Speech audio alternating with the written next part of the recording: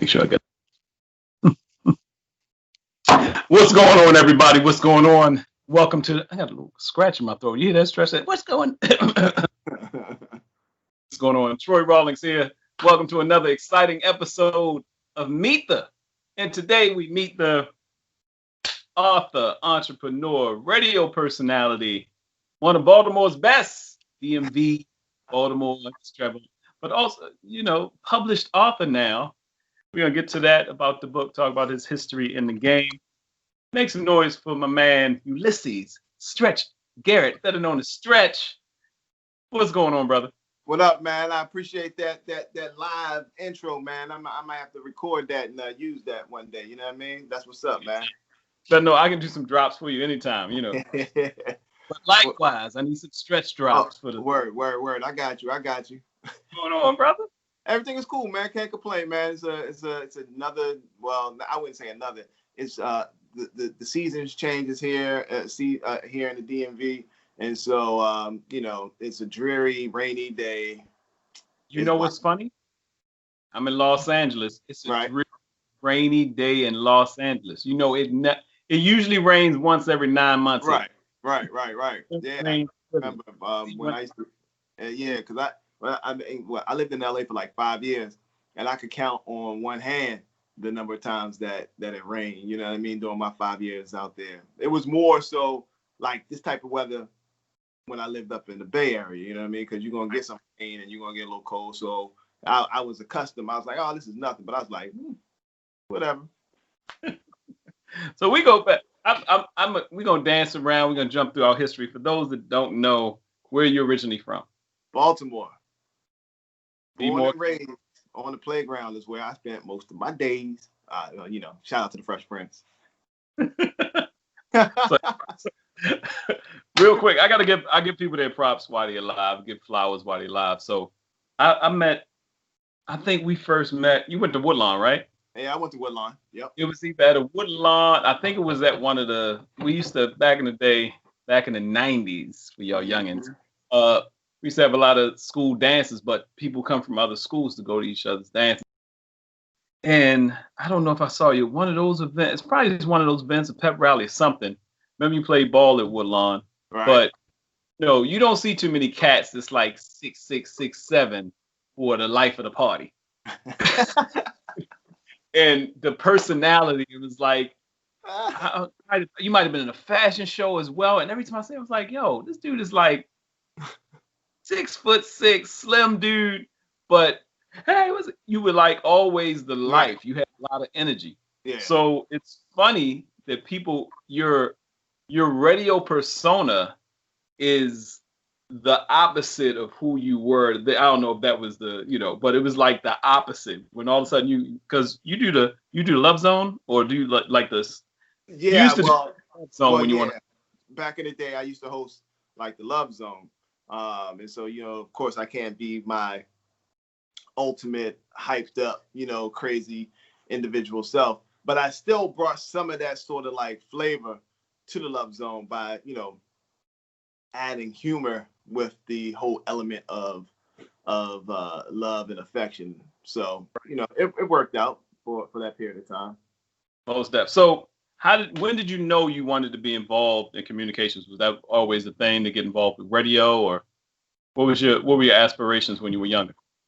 Well, first I want to take it back because we also used to work together, brother, at an old rinky-dink restaurant that's set up on top of a hill. Were we a part of? Or Shoney's? We're at Shoney's. We worked at Shoney's together. So, Shoney's. Yeah, it's the good old Shoney's. Where I on one of my, I think I was, but this was like after I had graduated from high school. So I think I was like during the summertime. So I was home for like my freshman year. And I can remember it vividly on working that morning shift. And it was like, you remember how you had those big old kettles of like grits and like oatmeal and stuff, and they use those same kettles to put like soup and stuff in. And no one told me. They was like, yo, you gotta clean it out. And it was like, if it was like, I just poured like the soup over top of like the leftover grits. And needless to say, I didn't last too long at the Shoney's, but it was still fun while it lasted. I just wanted to bring that up, man. You know, because we did work together. I started working in restaurant. I actually started working in restaurants when I was 12.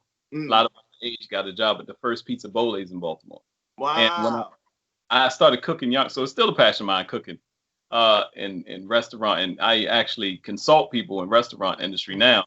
But man, people don't understand how much fun that used to be, just working with people and learning different things. But Shoney's, I don't think I stayed at Shoney's too long either. It was kind of a dreary, like dark place.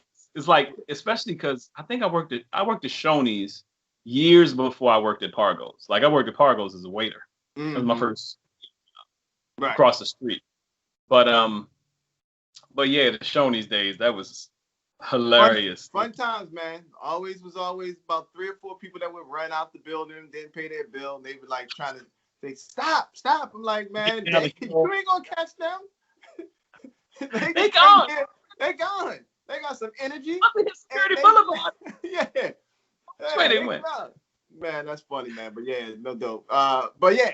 So I'm sorry, brother. I didn't mean to go on a tangent. No, I love it. I love it. So you said what led me to wanting to get into communications?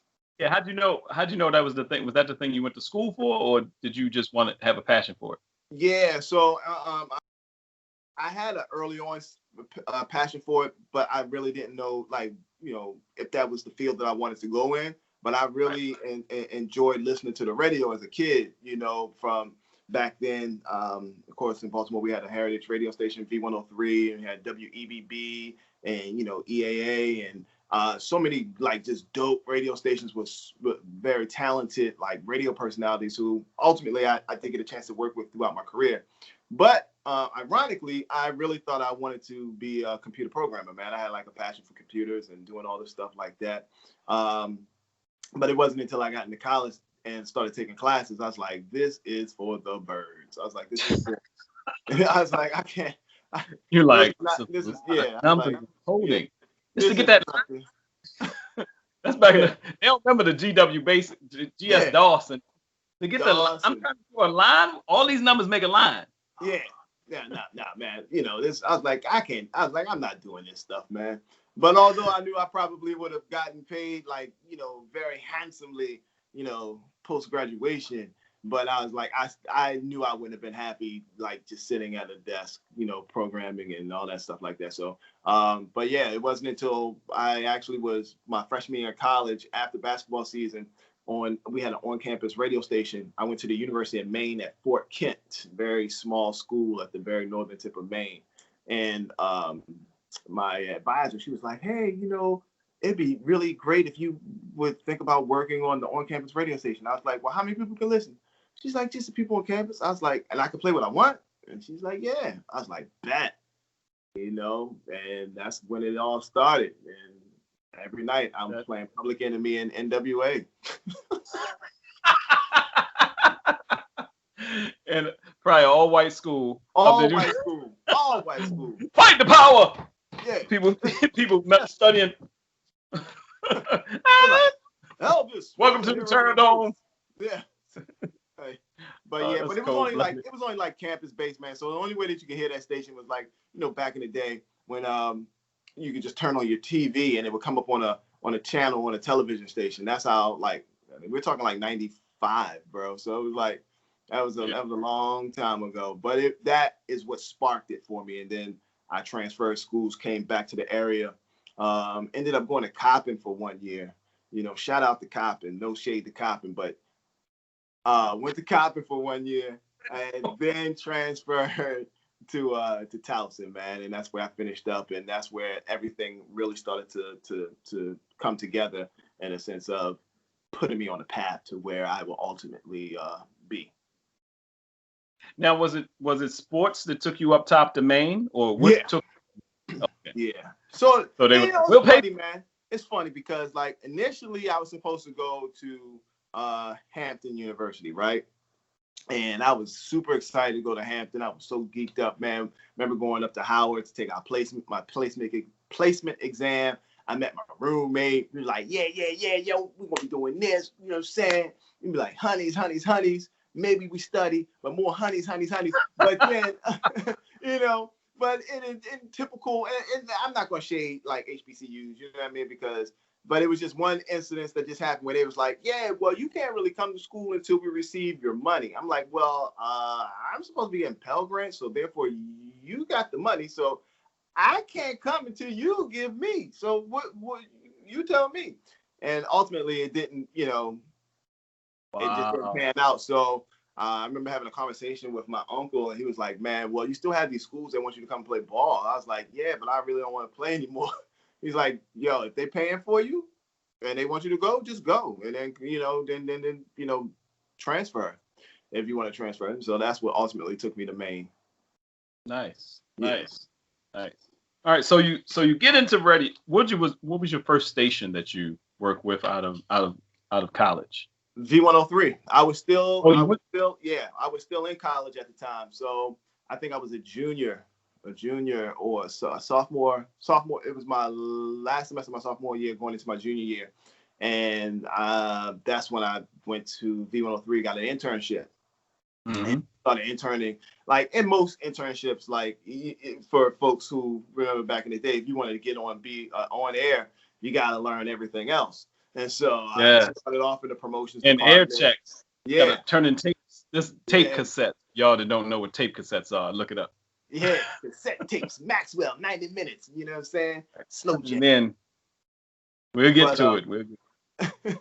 I started off in the promotions department, and so like learning the aspects of how, you know, to interact with listeners from a promotional standpoint, how to set up things, how to, you know, work certain equipment that was, you know, prominent for back then that were used for live on air broadcasts and stuff like that. And it was a dope experience. And I think it was really cool because that experience, which ironically was funny because I ended up getting hired after my internship was over, I got hired. And so while I'm still in college, I'm already working in my field because I've transitioned from promotions to on air. And I think I was 20 years old and I was doing Saturday afternoons on V103. Not a lot of people can say that, man. And loving life doing that. Yeah. Oh man, the good days. So and when you were there, what year was this? This was 96, 97. So yeah. Randy and Gene was still there. Well, Randy was gone. It was Gene and Tim. Gene and Tim. Okay, so 92Q Radio 1 had already came about. Yeah, they had I think they came about like, you know, a couple years like prior. Because first they were just like a hip hop station, hip hop and pop, and then all of a sudden the exodus occurred and people just started. Yeah, because but what happened was, like, you know, V103 ended up they flipped the format on them and they became like this.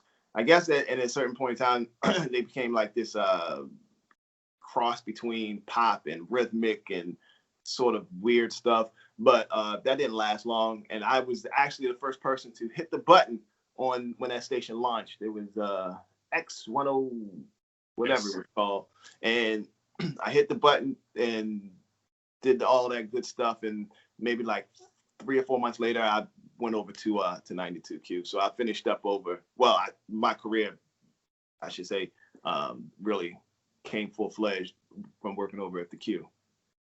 So transition, and you end up going over. How'd you get over to Howard? How'd you go to HUR? So wow, that's been around the world, and how long were you at 92Q? Because that's where you got when you went in, you did you instantly go into late nights, or is that something you picked up as you developed? I came in as a part-timer because I was still in college. So I graduated in 98. I came over to the Q in the 97, beginning part of 98. So I came in as just a part-timer, you know, doing weekends and filling in for the Love Zone.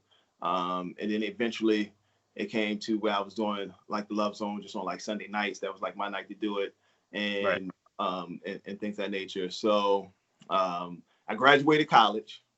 Let me give you the short, long story. Graduated college, moved to Cleveland because Radio One had just bought some new stations in Cleveland, and I went to Cleveland and did nights there from 6 to 10 at WENZ, excuse me, up in Cleveland.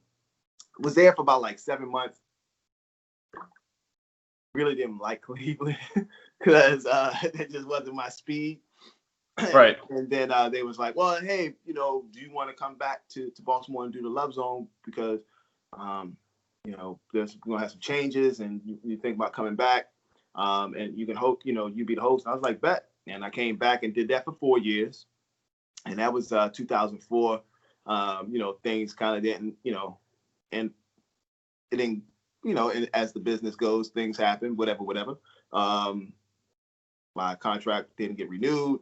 I just took it as an opportunity for me to pack up and go and do other things that I really wanted to do, which was get into acting, hone on my writing skills. And so I moved to LA. And I was in LA for 5 years, ended up working at KGLH, the Stevie Wonder station out there in good old Inglewood, California. So I was there for the entire duration of my time being in Cali. And then, of course, I was working at Yahoo Music as well. And about 2008, beginning of 2009, moved to New York, worked at BET, worked at Bad Boy, Atlantic Records for a tad bit. And then 2010, moved back here to the DMV. And I was at KYS for 7 years. And so about 3 years ago, almost 4, I made that change and came over to HUR. So that's the long, short story. So and what's so funny is I moved here to Los Angeles in 2008. So right. as I was coming over. Right.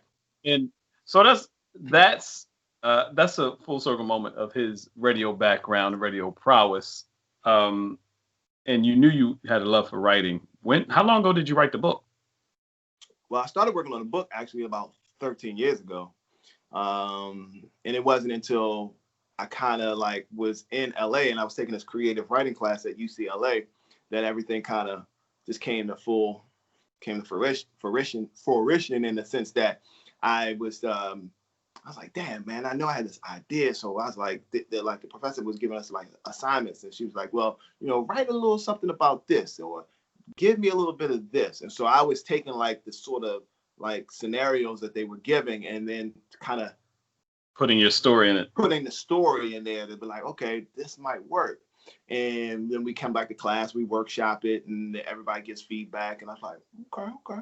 And I remember one time she was telling me, she's like, I don't necessarily say this to many people because she said it's very hard for people to try to inject humor in main thing.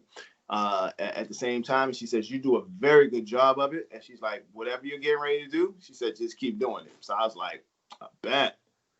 And then I was talking to my friend yesterday, Eartha Harris there in Baltimore. I help her produce a show there at 1010 Tight Knit, and was just talking about affirmation, and especially as Black men, men in general, but Black men especially. We always need a certain affirmation, or affirmation takes us so much. That little bit of affirmation can take you for the next 20 years. People don't get that. Right. And something a high school teacher said, someone said, and the way somebody encouraged us, and it works both ways. What we do to other people too. So you get on the home, and it's funny because one of my roommates when I first came out here was an author by the name of Mr. Man Frisbee from Baltimore, from Philly. Okay. He said the same thing. He was in a class. The teacher was giving all these pointers and stuff like that. And he was in. And one day when they were doing a class, he had this one. He was like, "What's this?" He's like, "This is my book." He was like, the teacher was teaching all these things, and he was putting them into his. He was like, "Man, let me just go ahead and write this book." And he wrote the book. And the teacher was like, "You finished the book?" He's like, "Yeah." Wow. But same scenario. Just being able to put those things together. So is this fiction based on reality? Is it all not? It's a fiction book based on a true story? Yeah, I mean it's fiction. It does have bits and pieces of reality in there. I always say all fiction is makes wait a minute. Let me get my own saying right. reality is based with a little bit of fiction, or fiction based with a little bit of reality. Something or another. You get what I'm saying. So, right. It's a reality in the mix of it. Reality and fiction. You put them together, you get bam. But yes, it's a little bit of some of my story, and other folks' stories too. You know what I mean? A lot of people I just listen. And, I take, so I'm like, oh, I remember when, this happened, and just flip it. You know what I mean? So I turn it around, remix it real good. So, but yeah, man, it's a dope story. I think it's a good story from the standpoint of you really don't necessarily see a lot of men writing romance novels, and so having this from a male's perspective, I think adds a little bit of more of excitement, and makes the reader more inquisitive to find out, like, oh, well, what's going on with this character in his mind, or but not to generalize and say like all men think like this particular character. So your main character is a guy. Yeah. His name is Mason Blake Jr. Ironically, he's a radio personality in Baltimore who hosts the late night show. So that's where everybody's gonna think. They're like, yo, Shrek, this about you. I'm like, a little bit. You know what I'm saying? A little bit. But I think it's bits and pieces of me and all the characters. You know what I mean? Because that is a good way to emote certain emotions, and again, show vulnerability in a sense of through writing. Yes. See, I like to interview the interviewers. Then when you get the interviewers in, that's when you get to. Yeah. So you write the book, you come out. Now I saw you when you did a release, you had the wine. I see your wine, the cigars. Is there Ulysses Garrett? I just love the fact that his name is Ulysses Garrett. And with the stretch is Ulysses S. Garrett. Was that on purpose? Yeah. See, yeah, not directly, but I like where you're going. All right. So when you're not the wine, the cigars, is that a part of the lifestyle? Is that a part of the flow? Are you doing anything with that side of the business? I saw you had some wines at one of your releases with the last request on it. Did you ever think about getting into that side of the business? Actually, I haven't. But I've become such a red wine drinker. I mean, it makes sense in the sense of maybe partnering or just trying to start my own line of wine. That'd be dope. But I would honestly really like to kind of get into more of the cigar world too. Get my own blend and try to put some things out like that. That would be really dope as well. Yeah, a good place to go. I spent some time. Actually, my partner that writes books with me, Yonder, the book author, we started to tour together. He actually moved down to Tampa, but I was in Tampa for a while, and I was doing some stuff on Ybor City. Ybor City in Tampa, where they have Gasparilla, was actually made at Vicente Ybor made that place for his cigar rollers and the people that work with him, stuff like that. That whole city where they live. So they still roll cigars on the street down there in Ybor City. Right. So it's a great place to go where you probably can just inside track. We'll talk about that later. Okay. All right. Yeah. Bet. But because it seemed like the whole flow of it seems in the day and time, for those that are watching now, this is a time in history. I usually don't date the shows, but this is going to be a historic time, 2020, COVID-19, coronavirus, quarantine, uprising, crazy election, vote. Vote. But it seems like we may be the new Renaissance and the new tastemakers. So when I saw that you were at one of your events and I saw a couple of things with you, the cigar and the wine and the book, I was like, man, it seems like we're going back to the early 1900s in the Renaissance, 100 years ago, like the 1920s. Right. The good 1920s for those that were maybe Harlem. But it was like we had an opportunity to be a heavy part of the Renaissance, whether we had all the legal rights as everybody else or not. But what aspects of your life would you like to put on display to help people? Radio gives us a persona, but with your book and your tour, you seem like you always like people. but has this kind of pushed you more into the forefront than behind the voice? Because for years, you know, a radio personality was like, yeah, what's going on? This is, I don't want to mention anybody's name in particular, but you know, most of the guys were like short, burly looking dudes. You see them in person, like, oh. Right. Yeah, because that whole radio from the aspect of radio is like, you know, always heard, never seen. You know what I mean? So like it always added that whole theater of the mind aspect of it, because, you know, especially if you're a lady, you sitting at home and you listening to your favorite Luther song, and you got, you know, your little cow going in the tub, and you know you ready to be taken away, and then boom, boom, boom. Yeah, that's good, because the music is necessarily the star. You know what I'm saying? Yep. Then, as you know, of course, as we transcend and become more interactive with everything, and you start going to clubs, and then you actually start to see like who the personality is, or you be like, oh, come see me over at the Giant. I'll be here from 3 to 2, you know, or 2 to 3, and you know, pick up. And they be like, you go in there, and you be like, you know, you be like, oh snap, yo, I can't wait to meet, you know what I'm saying, so and so. And then you get there, and you be like, where they at? And then you see the person, and you be like, oh damn. well, see, the great thing about Stretch, his name on the radio. Had you ever done anything but Stretch on the radio as far as your name, your personality? So he's Stretch, period. And 6'6" phenomenon, blah blah blah. So you already know women like 6'6". He got a voice. Let me see if I can. You know, now they get a computer. Let me see if I can. Oh, okay. All right. So have you ever had the line coming up to you like, you're like, hey, I'm like, I don't know her. Yeah, I mean that happened, you know, all the time. Or not all the time now, but like especially back in the day when I was just doing like radio more so when I was on radio full time, and then you, of course, you go, you do these clubs or you do these appearances and stuff like that. You know, yeah, man, it was some good times.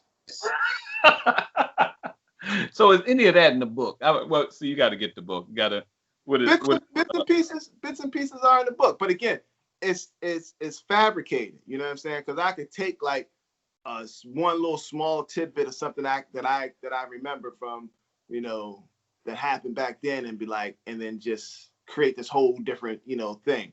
But it's based off of a little bit of information that I know that actually happened. The one thing I gotta worry that I've been pondering on for me, man, is like my memory starts to fade after a certain point in time. And so like, you know, I'll run into people and they be like, yo, remember when, you know, you said or you did? I'm like, dude, I don't even remember Tuesday.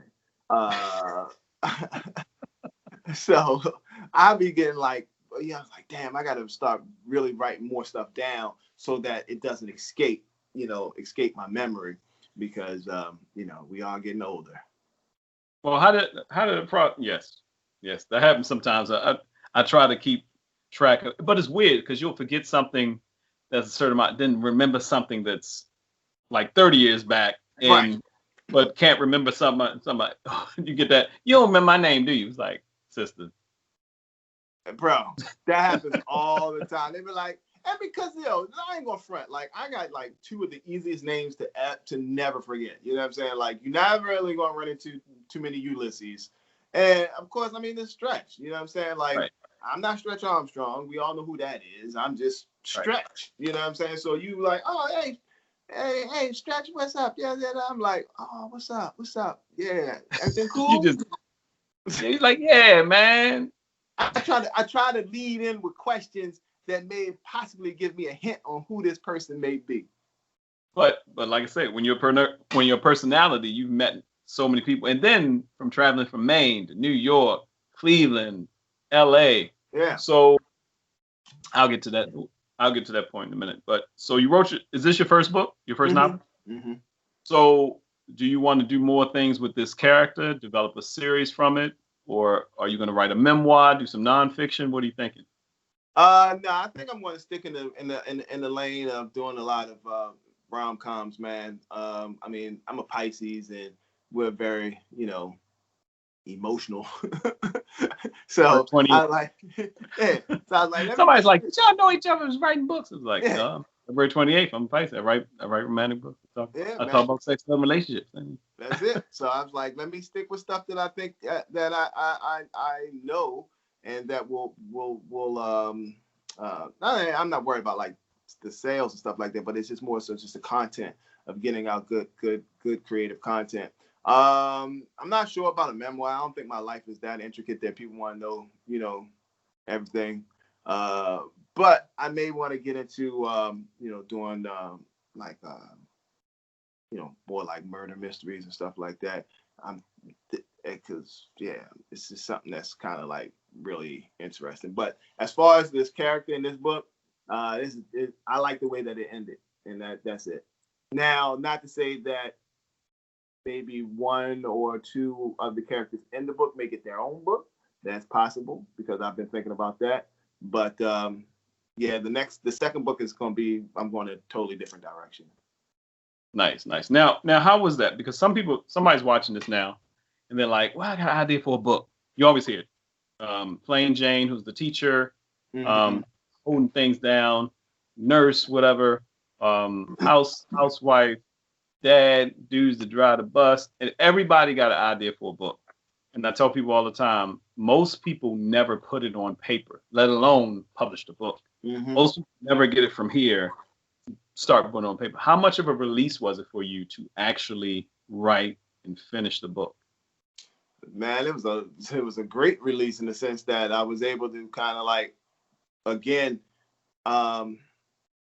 get to the point from A to Z. You know what I mean? So like that pathway and that journey was all over the place. You know what I mean? Because, when it comes to like writing books, of course, life happens. So, you have that stop, start, you procrastinate, you do this, you do that. But it wasn't until I kind of like had to focus, I had to really like, okay, I'm like damn near halfway done with this book.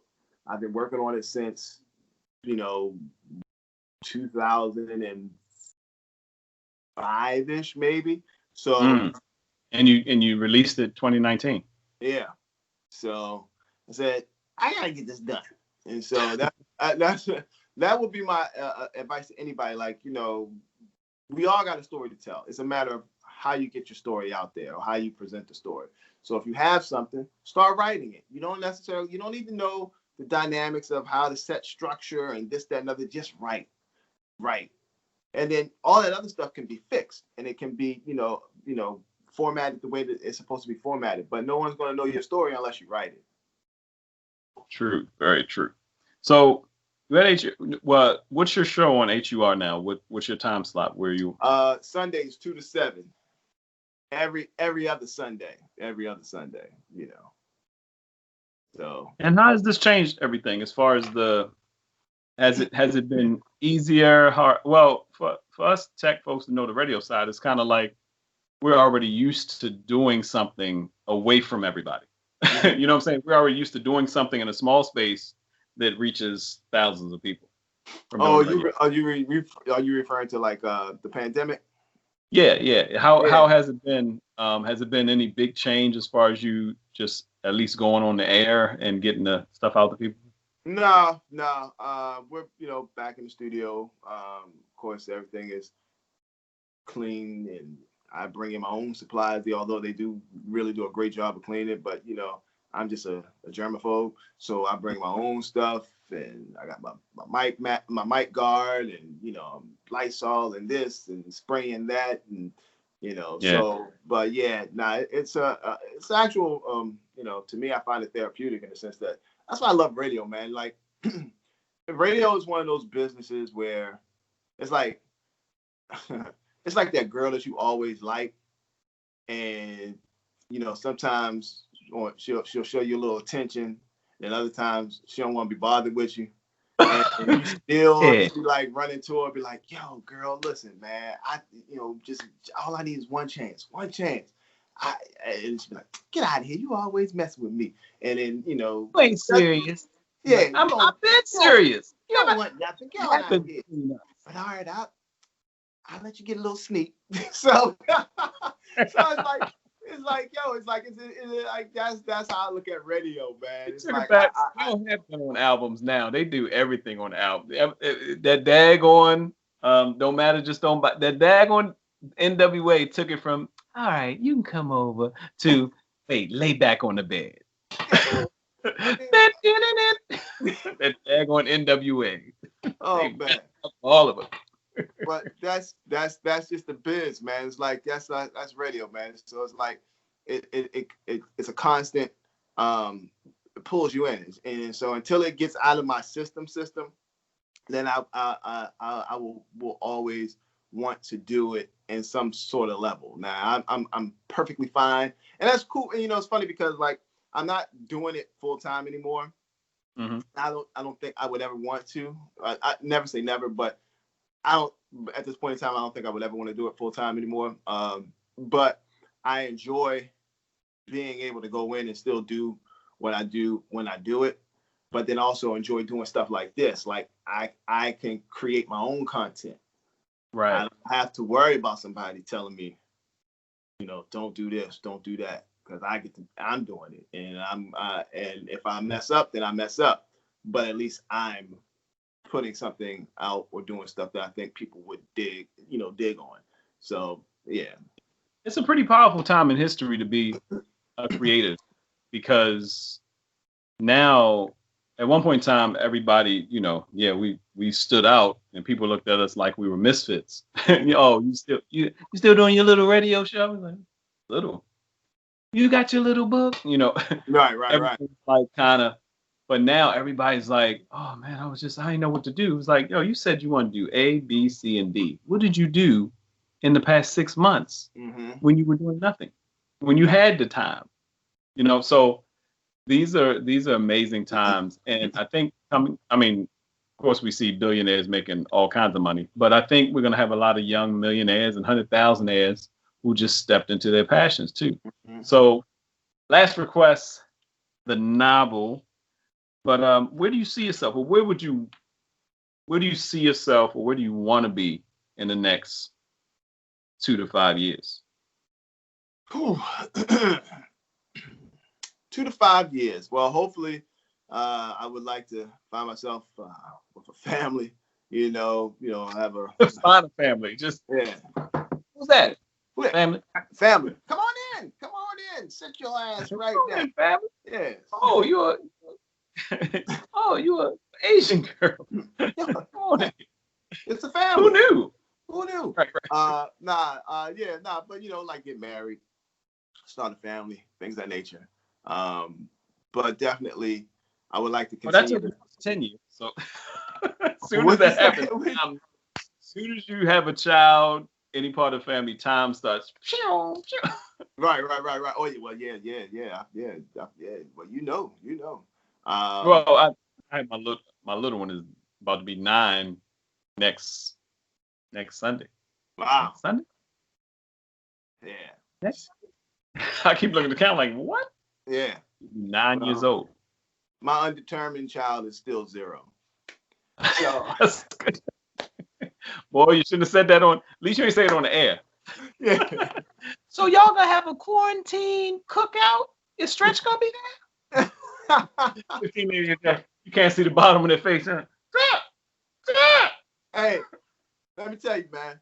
I'm tough for everybody out there, fellas, and ladies too. If you meet somebody outside right now and they got that mask on, you better make sure they send you a photo with them without that mask on, because I seen something the other day, brother. I was going to the store. I was like, damn, ooh. I was like, she banging. Like, body was potato. You know what I'm saying? Eyebrows, ting, ting, hair and the eyes. I was like, wow. And then when she got to her car and took a mask off and she smiled, I was like, wait a minute.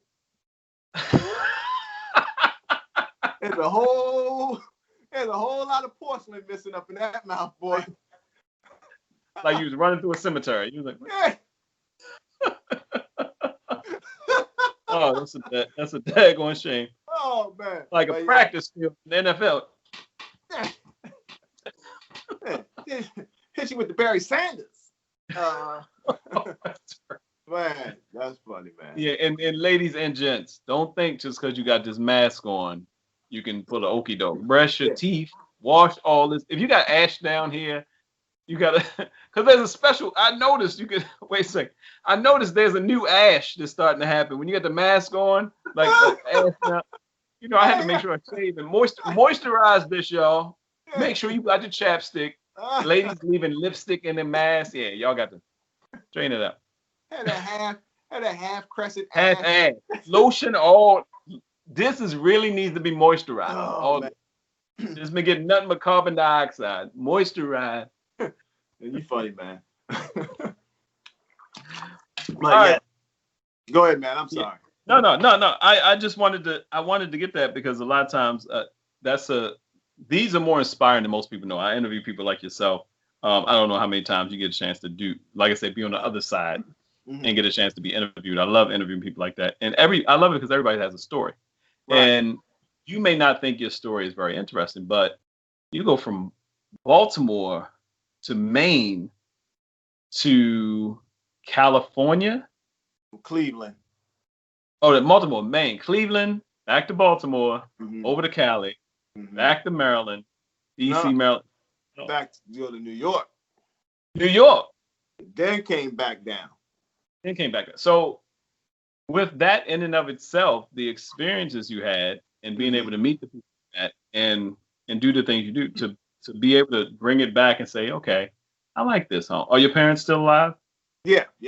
Still kicks. In Maryland? Out there in Woodlawn, yep. See. So that's a great thing to have that base, to be able to travel and do different things and see different things and still have so much life ahead. Young cat, ladies. So had them teeth, ladies.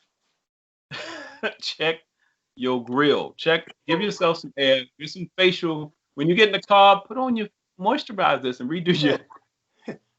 You never know who's watching, ladies. Put on some of that Moulin Rouge. Sorry. Right. Now everybody, y'all think these guys are being creepy. Now we ain't being creepy. I saw a lady they leave the market. I was like, oh, shucks. I was trying to get up close without seeing it too creepy to see when she took the mask off. You heard him. I was like, all right now. Hey, trying to tell you, man. Can't do the, but there's some people like our Muslim brothers and sisters is used to it. It's all the eyes. It's all in the eyes. No, brother, we can't do that. We can do the eyes a little bit, but you're like, you gotta take that mask off. I gotta see you. Thank God for Skype. He's like, you on Instagram? I'm on Instagram Live. It's all in the eyes. It's all in. Right. It's all in the eyes. No, who the hell it isn't. No, my brother. Oh man, that's funny. All right. All right, Stretch. I ain't gonna hold you too long. Let everybody know how they can get in touch with you, and on social media, your website, and how they can get your book. Bet. Yo, first and foremost, man, Troy, thanks for having me, man. I really enjoyed myself. I love doing these things because, I'm always the interviewer. So it's always interesting to be the interviewee. So thank you, man. And much continued success to you. Keep striving. Keep doing your thing out there, man. We are very proud of you, brother. Keep doing your thing, man. Thank you, brother. Thank you. That means a lot. Thank you so much. But you all can follow me right now on Instagram at StretchG and also at Dope Since 76 Media. That's my media company. Please follow, and you can hit me up on Twitter at Stretch Garrett. My website is dopesince76.com. And of course, my book, Last Request, is available everywhere books are sold, online. Amazon, Barnes & Noble, Books A Million, Target, wherever. You can pick it up. And I would appreciate it if you do. And give it a read and leave me a review and let me know what you thought about the book. And that's what's up. Well, Steph, we got some virtual events coming up. I'm definitely gonna hit you up soon and let you know, because we want you on the chapters. We have something called Chapters Live. It's kind of a take. It's like kind of like Versus, but for authors. Okay. So we'll take about that. We'll definitely bring you on with Yond and everybody. But Stretch, Ulysses, Stretch, Garrett, aka Stretch, the 6'6" phenomenon. Boop. Love you, brother. Thanks for spending some time with me. Thank you, man. I appreciate you, dude. And have a good night out there, man. Most def. You too. I'll talk to you soon. Thank you, sir.